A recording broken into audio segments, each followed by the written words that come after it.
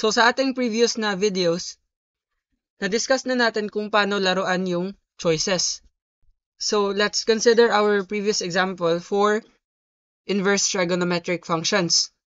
So paano ito itatype sa calculator? So ganito yung mangyayari. Dito ka sa calculator mo, press shift, then itong ddx.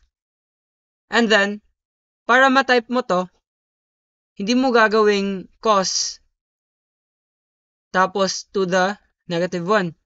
Hindi ganyan yung itatype mo. Kasi mali kasi yung isosolve niyan.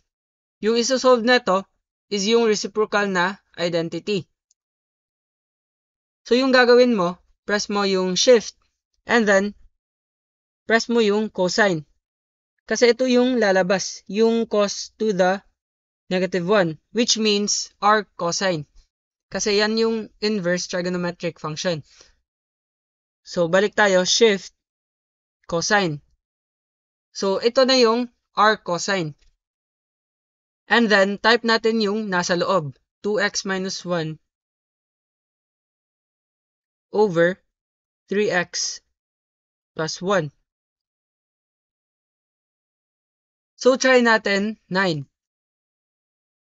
So ito yung magiging result. So isa-save natin yan sa A. And then balik tayo sa answer natin,